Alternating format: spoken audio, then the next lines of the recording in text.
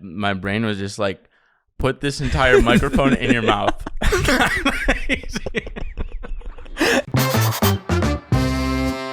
Hey, welcome to the Smart Nonsense Podcast. Yeah, baby! Yes, what I'm talking about, you go see on YouTube, watch us there. I go in for the intro. Dylan comes in with me in spirit. The body language is like, I'm your spirit animal. Episode 103. We're back. I've been out for a long time, Pop. Oh, true. Travel's good. I forgot. We shot like 6 of these in a row and then stopped for 2 weeks, and now we're back. Pop, I realized we haven't been properly off the grid doing nothing related to work. I am the grid. You are the grid. You're grid. ComEd. I'm You're the power grid. You're plugging stuff in. You're linking people up. You're doing the day-to-day. How was it? Here's the thing about the day-to-day. I realize I can't be in the day-to-day. The company is not going forward. It's actively, there's like this saying. What's the opposite of going forward? Backward. Is it backwards or backward? I never really knew. That's a different podcast. I still don't know.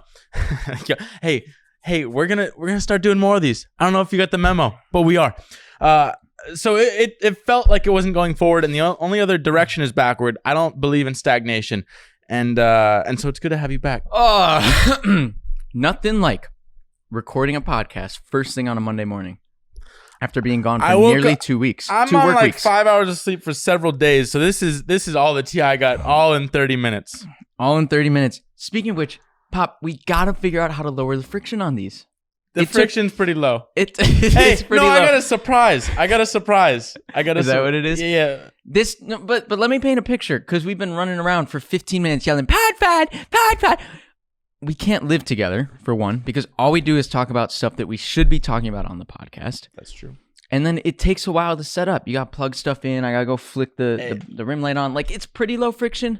We used to have 3 cameras. Now we got one. Here's where the friction is just when we want to record a pod, we need to be strapped at all times. Just pod ready. We can't have to come into the studio to shoot a pod. It's got to be on the go. And Colin supposedly was going to fix that, but then it's like, hey, if your boy's right next door, like you got to go in separate rooms, and you want to be in the same room talking to each other. Couldn't do it.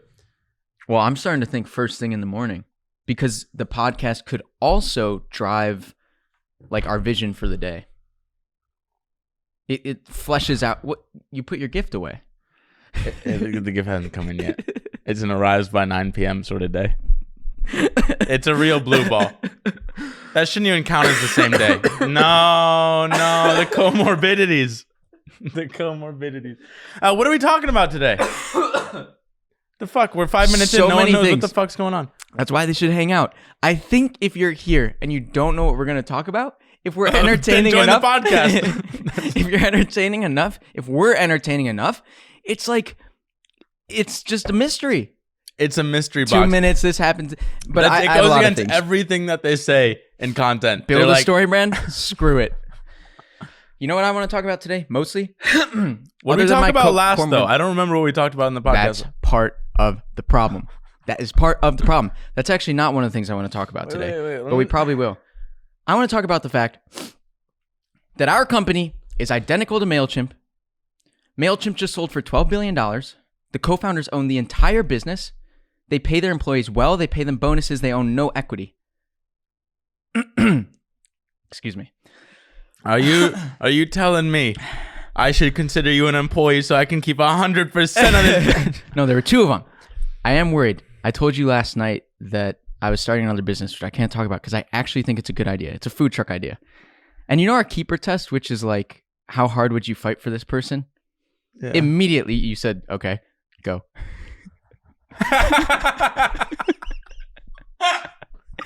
So I'm a little bit worried. It's like, well, I remember in high school, my girlfriend like did a fake like breaking up with me, but I was like, okay, and she was like, no, I wanted you to like fight for me. Exactly. Like, oh, just fuck. Well, sorry. See, the problem is you just came off 2 weeks off the grid. I'm like, I can run this bitch by myself. I don't need you. Hey, that was a good idea. You were like, we could run this 1 week and then the other person could run it the other.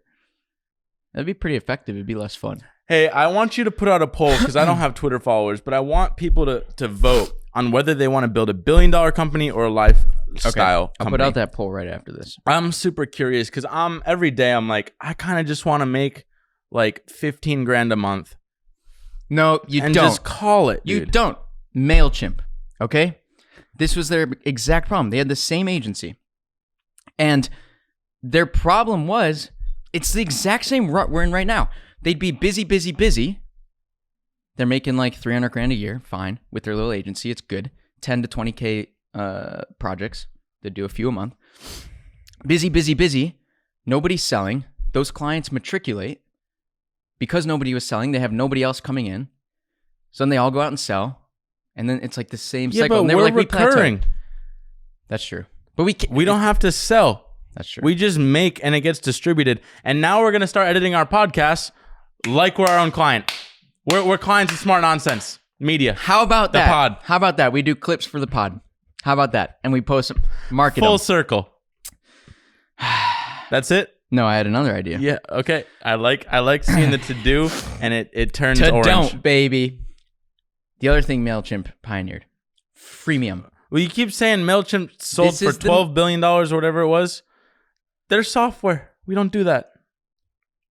Yeah, but we softwareitize our people. All I'm saying is if we just, you only really need to spend $10K to live a baller life, $10K a month. That means make 15 and then you sell the company for like $10 to $50 million a couple years later. That sounds cool to me. It sounds pretty good. You want to know another thing? Yeah. You know why they launched MailChimp? They wanted it to be the little thing that would just pay for their office lunch every day. Oh. You know what I want? I want a burrito for lunch every day. Okay, so there's that. But I don't want to talk about that. What I want to talk about is their freemium model, because I was thinking for something like Clipped. What if we did something crazy and we offered, well, I don't know. There's a bunch of freemium things. Hey, update on Clip. We got 3 sales in like 3 weeks, so we're going to have to the $200 million company. The problem with Clipped, that was the $200 million company. It's a good company. It's a pivot. It's a pivot. The problem is we wouldn't use it. Yeah. We realized that the hour before I was leaving town, we would not use Clipped. And we think the reason no one else wants to use Clipped is because we're making you do all of the work that gets you into the funnel. The first thing you need to do to buy Clipped is edit your own rough cut of your content, which is what nobody wants to do. I know, it's not what we want to do. The idea is that poor people will be okay with doing the extra work. The same way everyone's okay with going back and returning whatever oversized garment they bought. I think part of the problem is poor people might not know how to. It's kind of a specialized task. I like this is a weeder. People that cringe hearing us say poor people. Oh, I like saying words that people get fucked up. I'm gonna fall asleep halfway through this podcast. Don't pop. I have very little tea left, and we're only 5 minutes in. So we need the tea meter.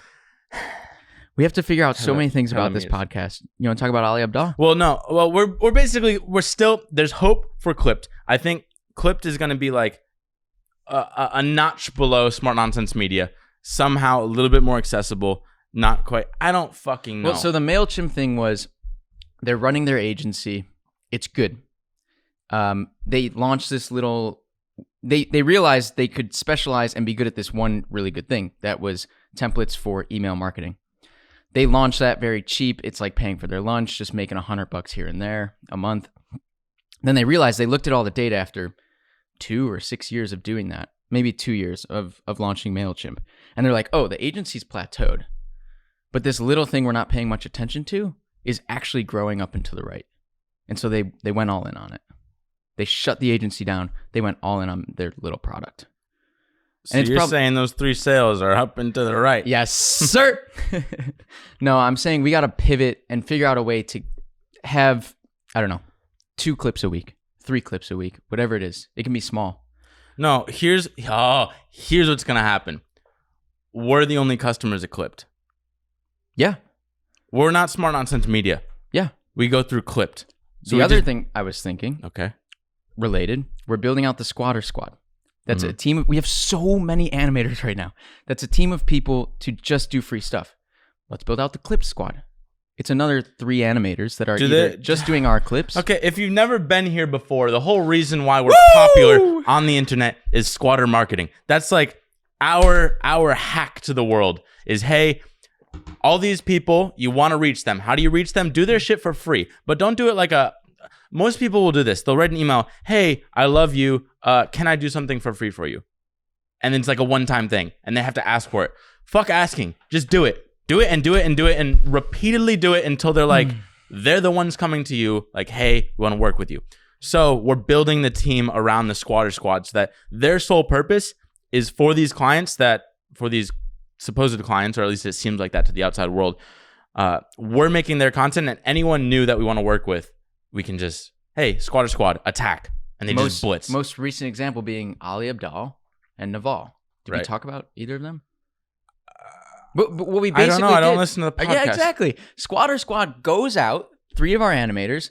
They shoot the line from the fishing pole. It's like SEAL Team 6. This shit is sick, dude. They're like, they get the branding down. And this is all within like 36 hours, which blew the fucking mind off of like, okay, for example, the problem is when people are trying to pitch people, it's vague.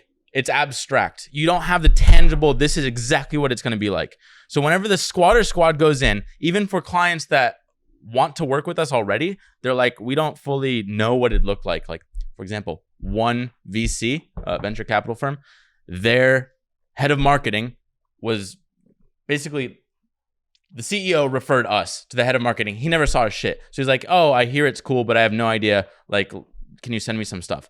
So we were like, fuck it, let's just SEAL Team Squatter SEAL Team 6 went in. They made their content in 36 hours, blew their fucking mind. The problem is no one will go through that effort because it is like, you need a fucking machine and it's expensive. So no one can really do it except for us. So I don't know how that's scalable for the listener. Right, and if you don't have the processes in place to turn around kind of the pitch deck we sent them would take weeks, it was 3 months. videos, a custom outro that was 3D. It was fucking gnarly. You just release the SEAL Team Squatter 6 and they do it overnight. And it's the sort of thing, we've gotten this several times now, where the person that we're pitching or that whatever, they basically say, I want to work with you before hearing any terms. Like, I don't care what the terms are. I need to work with you because no one on the internet they're is like, this. We don't even know what we're going to be working on. We don't have a strategy. Legit. We don't have a content plan. It's like, let's work together. We'll figure it out. So the plan, I basically derailed from the squatter squad. We're making that squatter squad official. We're making the squatter squad official. I think we should have a clipped squad also official, just to be tested. Like, why can't we be doing Ali? We just need more data. Why can't we have 2 people running loose, living, breathing, doing clips all the time? For whom? Squatting? Anyone. Yeah. The problem is, well, maybe. I like the blitz. Why can't we be giving out free clips? Get people hooked. The thing though is with the blitz, why the blitz works so well is because it goes from 0 to 60 and you can't avoid it. Versus if you do this, like, you kind of need the 0 to 60 and then keep it going, but you need that you got to cross the threshold to get their attention. Like, unless you get through that threshold, it doesn't work. So you kind of need like fucking all hands on deck for 1 week, and often we don't really have people. We don't have like or maybe we could think about it. It's not that hard to like, who would we want to work with? Right. Well, I think those are, I think they're separate. I think basically our mentality is going to be, our whole marketing is the squatter squad. We don't pay for formal marketing in any way, no ads, nothing. It's just going to be smart nonsense, these clips that go on our stuff, but the squatter squad. So every client we close, we're basically going to take all our profits and dump them right back into the squatter squad. Right. So we'll pay ourselves probably like $8,000 just to like be semi-successful there and like not worry about shit. But everything else with profits, that can go right back into the squatter squad and help grow the company. Yeah, the reason too, because we didn't talk about in here that we would elect to like take a formal salary. It's been very variable, and that's just distracting. We're just like, oh, who do we sign on this month? Money in, money out. It's like very nerve-wracking. It's like if we can just assign ourselves a salary, $8,000 a month, so it's like really moderate, then we can just focus on dumping everything back into the company, building hard, and not worrying about money. I think that's where we go. Okay, so we got to talk. I think what we do after this is break down. We got to talk about the squatter squad, how that relates to Clipped, I'm even thinking like literally this was hour 0. I'm walking out the door. We like went too far too fast with Clipped. We were thinking, how do we turn this into a $5,000 a month product? I still think we need to figure out how to roll that out as a $5,000 a month product to target those people. Right. Before building out whatever team to do it at the consumer level, which gets to that nitty-tweet. So you're saying we went too low too fast. Yeah. What happened is we have our expensive $15,000 a month clients.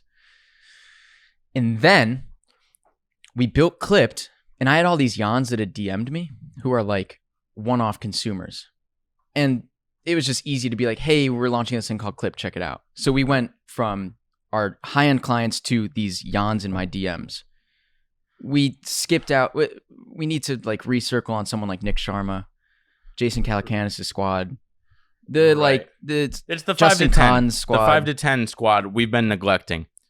So that's where we're gonna focus. It's kind of like the baby step. We went too fucking big. We tried to go too low. I think with 15, no data. Let's just the idea of price discrimination we talked about before. We're hitting the 15K mark, but everyone below that can't reach that threshold. Like we want to monopolize this market. And each of those things subsidize the market below them. The 15K a month people subsidize this podcast and the team. The 5K a month people may be able to subsidize hiring 5 more animators to do free Clipped stuff at the consumer level, just to get it in more people's hands, whatever it is. I really want to have no profit for a while. Exactly. And then blow the fuck up and sell this for a massive amount. The cool thing, because I was listening again on the way here, the MailChimp episode on how I built this. You should listen to it. That's something we can talk about. I'm also thinking they just sold. Maybe we should talk to Ben Chestnut, the founder. We want our trade secret founder as a investor. True. But that's trade secret. But do we have guests? No. We got to figure that one out. No, Pop. I don't know. This early morning shit, I got to sleep more. I have to sleep more. I woke up today. I'm so tired. So I wake up about 7. I woke up. Interesting. I took my DNA test. Genetically, apparently, they expect me to wake up at 8:46 a.m. How about that? I don't know how they do that. Later than how does like my body would just wake up at 8:46. How much of that is Fugazi? We should go through it. It's kind of interesting. But I wake up at 7 a.m. Dylan's got his electric bike flipped over and he's fixing the chain. That's something I've never seen before. you Hands seen it, dirty. Like, it was like a dream. A fever dream. Okay, so I paid down and dirty in my underwear. Hold on, Pop. Don't leave me. I paid a lot of money to do the 23andMe and get the extra stuff to tell you about your allergies, your traits, your healthy. I bet you did. Okay, you want to know some? Premium economy. You want to know some? Oh, don't get me started on premium economy in Iceland. Oh, yeah. When are we going to break down your Iceland trip? That'll have to be another pod. We got a lot I got to go of through the pods in the footage. queue. Okay. I don't have any early onset Alzheimer's, Parkinson's genes. Nice. That's good. Hey. I think that means my parents also don't have them. That's good. Oh, true. 2 birds with one stone. Oh, I'm 50% more likely to get diabetes. Type 2. Comorbidity. You shouldn't be hitting all these fat people. It all comes back. Well, yeah. You can't be fat. Okay. So that's one. And then there's some weird ones. Caffeine consumption, more likely to consume caffeine. How about that? I'm curious what it'd say for me. Me too. Well, their thing was like, if you consume it, you're more likely to. What's normal is 3 cups a day. I have 2, so that's good. More likely to be able to match musical pitch. 3 cups a day. 3 cups a day, 8 cups of black tea. Yeah. That's norm. That's like okay, average, normal, healthy. That's a lot. I'm gonna say that's a lot. I can smell asparagus. I'm less likely to have bunions. How about that one? Nice. Dude. When you wear all your high heels. Yeah. More likely to get dandruff. No early hair loss. What do we do about that? That invalidated all your results. All of them. Are you kidding me? So you're going to believe everything else now? I'm less likely to have stretch marks. Dude, if you were a woman, this would be sick. You could wear heels, have as many kids as you want, and you'd never go bald. I don't think I have hair loss. I just have thin hair. That's not genetic. It definitely looks worse. You look a lot different than you did in college. I prefer salties over sweets. That's it. Oh, I don't have the MUTYH polyposis variant for colorectal cancer. That's a good one because I do have a comorbidity. that would give me more colorectal cancer. So the listener right now is like, what the fuck's happening? Dylan barely cares about this. It's just Henry's comorbidities. I don't care about that. You know why this matters, Pop? Yeah. Because we need to make a hard push to triple down on our personal brands. That's the revelation we had on my last day in That's wrestling. true. People should care about you. Exactly. Because what we need to do is start turning all this back in on ourselves so that we can do whatever we want with our audience. We could hang out. We could teach a course. We could sell a product. What does that matter if we're dead? Dude, this is what's going to happen. If we're dead? If my brand blows up, if Dylan Jardon, I'm going to become a COD Twitch streamer again. Exactly. And you can do that because you're at the mercy of nobody. Then I'm gonna... Right now, we are at the mercy of Sampar. You can't have it. Sampar. Are we going to talk about... There's so much Have you shit. released the rant episode? Because No, we got new dude. ones. We got another Scott. We got a Scott update. We overwhelm Rens. We need the squatter squad. Yeah, we have an update there. Sorry for banging on the table, making noises. Do you have anything for this particular episode? I don't even know what we talked about today. MailChimp. That was it? That was your one agenda item? That was my one agenda item because we are very much like MailChimp. You should go back and listen to it now. They're just email software. Yes, but they were an agency that launched a product that they were good at. We're an agency with a lot of problems. We created a product for the one thing we're good at. Those are the similarities. Don't fall asleep on me, Pop. I'm so tired. The only other thing I wanted to figure out is what we do with the pod. We take it to the moon. How do we run and gun it, though? He wakes up, he goes, we take it to the moon. It's like you brainwashed yourself. I heard pod. What do we do? Take it to the moon.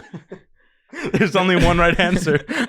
That's it. No, I'm with you, but we got to figure out a way to make it run and gun wherever we want, whenever we want. We can't live together. Tomorrow, you'll see. We can't. It's the 9 p.m. delivery. I'm spitting. And they need to be coming out like right after the fact. There can't be this backlog of edits. I know. We're going to rebuild the system. Basically what happened, we built the system and then it kind of broke down because we didn't keep the maintenance up. And now we're just rebuilding from scratch. Wheel. Yeah.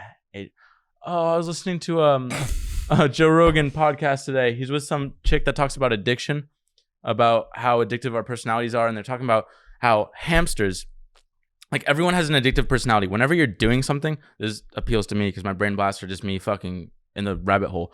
But talking about how addiction is just like, you basically have this baseline of dopamine.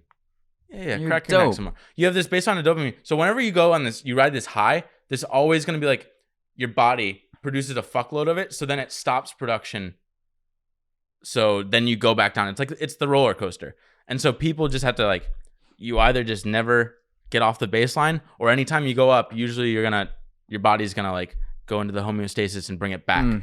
So they were talking about fucking, like what addictions are good. And I guess fucking rats, for some reason, they'll just go on their little hamster wheel thing and rat wheel and run. They'll literally run themselves to death. They get addicted to it for some I don't know why. My brain stopped working. I don't know. Where did that one come from? You mentioned hamster wheel. No. But here's the interesting. My one takeaway. I was trying to not get hit by a truck the whole fucking way here. But there was one on our side of the road. The important thing is like we idolize all of these addicts, like Michael Jordan or Jeff Bezos. They're all addicts just to their company. Yeah. And it's like, is that good? Is it healthy? Is it not? And then with athletes, for example, you're like on top of the world, but unless you're going to stay physically fit your whole life, you're going to fall off that. And it's terrible. And that's why a lot of people have bad addictions. Like they replace their sport addiction with something worse later on. What do we do with it? What do we do with it? Does this have to? You mean the addiction of work? I don't know. I think work's something you can do your whole life. So there's kind of like another thing too was like people, their day-to-day job sucks. So they get like addicted to things after work. So like when you're in the monotonous cycle, those people are so much more likely to be addicted to stuff. So that's why it's beautiful we're on this roller coaster because this is our addiction. Like True. If you're going to have an addiction, make it a healthy one. So whether it's working out. Right. Make it one that rewards you tremendously. Right. Intrinsically. But she was also like shitting on rewards. Oh, that's a good one. This happened in Iceland on the last day. It was very much like you had this brain blast of things. Basically, you're like, what are we doing? How are we not making clips for our podcast, the Clip Company, the Smart Knots? This is how everything started. How are we not being customers of our own product? And I've thought and have told you to like shoot more, like all these things. It doesn't matter. It doesn't matter unless this stuff comes intrinsically. Right. And so it's not until you, as this being your brainchild, realize why or how you want to build this thing or do it more often. It has to be intrinsic. That's like you just plant the seeds. Everything's just planting the seeds, and then you let the person flourish and like create the idea themselves. It's like that's if you want you're working for someone, you want the boss to feel like it was their idea. Right. You're so just, like, this is why now I think differently. Everyone, and if you read like Isaacson's account of Steve Jobs, right? Everyone talks about his reality distortion field, where like you would tell him an idea and he'd yell at you or shoot it down and come back a month later and act like it was his idea. And then he'd run with it and it'd be a brilliant success. And now seeing you do that same thing with this podcast in your mind, I don't think it's reality distortion. I just think it's the difference between somebody telling you to do something and you intrinsically wanting to do it. Yeah, what's going to prove more successful? I was like, oh, I thought I just had this unique idea for myself, but then I look back and I'm like, wait, Henry's been saying this for the last 6 months. Right, but it just doesn't matter. Right. It doesn't matter. That's why I think there's some negotiation book, and it's like, you don't want the other person to say yes. Often you want them to say no. My brain shut down. My brain shut down. Blackout. Reboot. Negotiation book. You don't want people to say yes. No. I'm there. I just don't know the phrase. It's something like fuck. He goes to look at the clock. He's like, what amount of time are we at in the podcast? And can I shut it down? Where's the escape button? Dude, I was listening to Smartlist the other day. And Smartlist! Let's go there. Okay. They are being acquired by Amazon, I believe, in a deal for $80 million. Awesome. I was listening to the Smartlist and they had Sean Penn on. And at the end of the podcast episode, like, they're all signing off of Zoom, and Sean Penn just shuts his laptop screen. Like, that's how he gets off of Zoom calls. It's like one of the flip phones back in the day. Yeah. And it's just like, oh, I like that badass. We'll be in an all hands. I just push the camera. And everyone's like, bye. They're doing their things. Dylan God, just end call for everyone. Ending meetings. And for everyone. Who was saying, one of our potential clients was saying, you're right. Something. Wait, maybe it's not you're right. Sorry. You're right? I'm trying to think of like the actual phrase you want people to say. Or people should say when you're right. I don't think that's the phrase. Okay, no. That was the negotiation thing? Nah, okay. Nah. What you really want them to say is that's right. You want to be able to summarize how they feel about things and what the circumstances are so that they feel that you got it. We were on a call with a client and they were saying something really cheesy about how like happy they were about something. They were like, yeah, and I think just I want to make this like the thing that, and Dylan just click. Ends call.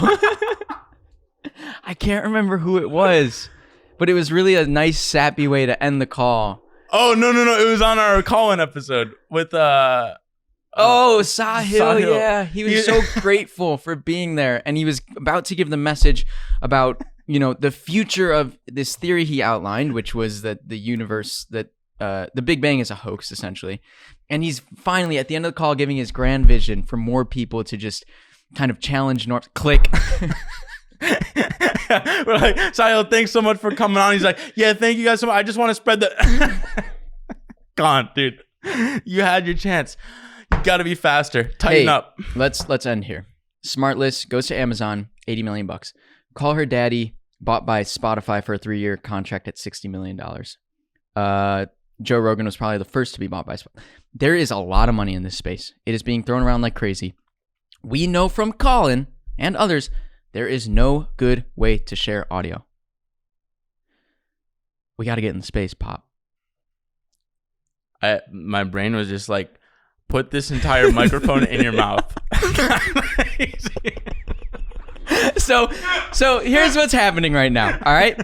I'm saying we need to pivot hard, or like keep on the clip train, because Amazon's going to want that thing. Spotify's going to want that thing. Apple Pods, Collins, somebody's going to want the clip thing. And you're going to eat your microphone? Is that the thumbnail? I'm glad we don't share microphones. Fuck. These are like the really phallic. These are the really phallic, like thick black Shure microphones. So, God, it's gotta be tough to be go. All right, that's the end of the podcast.